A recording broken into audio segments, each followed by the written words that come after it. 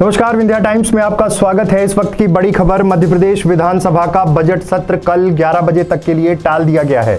दरअसल जैसे ही बजट सत्र पर चर्चा शुरू हो रही थी, उसके पहले तमाम उन नेताओं को श्रद्धांजलि दी जानी थी जो पिछले दिनों शहीद हुए थे। उसके साथ ही सीधी की हुई घटना पर भी उन लोगों को श्रद्धांजलि दी जानी थी। लेकिन कांग्रेस ने कहा कि आंदोलन में 200 किसान खो दिए हैं। देश भर में जो किसानों का आंदोलन चल रहा है, उन्हें श्रद्धांजलि नहीं देना अन्नदाता का अपमान है। इसे देखकर हंगामा शुरू हो गया। इस बात को लेकर अध्यक्ष ने सत्र को टाल दिया है। कई महत्वपूर्ण विधेयकों पर चर्चा होनी थी, बहस होनी थी।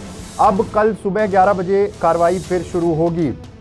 विधानसभा अध्यक्ष गिरीश गौतम ने कहा कि यह समय श्रद्धांजलि देने का है, ना कि विवाद का। मैं इसकी इजाज़त नहीं देता हूं। दरअसल जैसे ही दूसरे दिन की कार्रवाई शुरू हुई, उसके बाद तमाम चीज़, उत्तराखंड के चमोली हादसे का जिक्र हुआ, वहाँ पर जो लोग शहीद हुए थे उनको श्रद्धांजलि की बात हुई। सीधी बस हादसे में मृतकों को श्रद्धांजलि दी। इस पर कांग्रेस ने सवाल उठाते हुए कहा कि दिल्ली सहित देश में किसान आंदोलन कर रहे हैं, करीबन 200 किसानों की मौत हो चुकी है, उन्हें श्रद्धांजलि क्यों नहीं दी जा रही। मसला ये था, दरअसल जब बात शुरू हुई तो सबसे पहले यही सवाल, जैसे ही सीएम खड़े हुए, विजय लक्ष्मी साधो ने आपत्ति ली, सज्जन सिंह वर्मा ने अन्नदाता का अपमान बताया, बहस शुरू हो गई।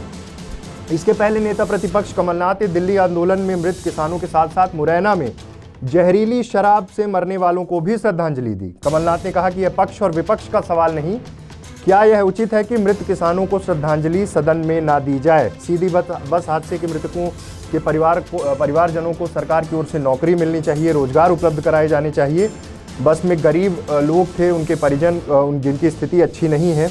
इसके साथ ही कल्याण सिंह ठाकुर, विनोद कुमार डागा, गोवर्धन उपाध्याय, श्याम होलानी, बद्री नारायण अग्रवाल समेत 26 पूर्व केंद्रीय मंत्री नेताओं को श्रद्धांजलि दी गई। उसके बाद जैसे ही ये मसला आया, सीधे किसानों को श्रद्धांजलि देने की बात हुई, तो सदन में हंगामा शुरू हो गया। विधानसभा अध्यक्ष गिरीश गौतम ने कहा कि मैं इस तरह की इजाज़त नहीं दे सकता हूं, यहाँ पर श्रद्धांजलि दी जानी है जिन चीज़ों का उल्लेख हो गया है, जिन घटनाक्रमों का। लेकिन कांग्रेस लगातार ये कह रही थी कि किसानों के मामले पर भी किसानों को श्रद्धांजलि देनी चाहिए। उसके बाद हंगामा शुरू हो गया। हंगामे के बाद कांग्रेस नेता, हंगामे के समय विजय लक्ष्मी साधो ने आपत्ति जताई जब सीएम भाषण दे रहे थे। उसके साथ सज्जन सिंह वर्मा ने अन्नदाता का अपमान बताते हुए हंगामा शुरू कर दिया। उसके देखते ही देखते सदन में जोरदार हंगामा शुरू हो गया और विधानसभा अध्यक्ष ने कार्रवाई कल सुबह 11 बजे तक के लिए स्थगित कर दी। अब देखना होगा कि कल जो महत्वपूर्ण विधेयक, तमाम चीज़ों पर चर्चा होनी है, उसको लेकर क्या रणनीति बनती है, कैसे शुरू होती है, किस तरह से बहस शुरू होती है, किस तरह से तमाम प्रस्तावों पर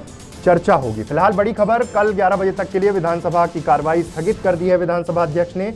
सदन में श्रद्धांजलि को लेकर टकराव हुए बीजेपी और कांग्रेस में। कांग्रेस ये चाहती थी कि वो किसान जो तमाम दिल्ली के बॉर्डरों पर डटे हुए हैं अपनी मांगों को लेकर, वो किसान जिनकी मौत हो चुकी है, उन्हें श्रद्धांजलि देना चाहिए था सदन में।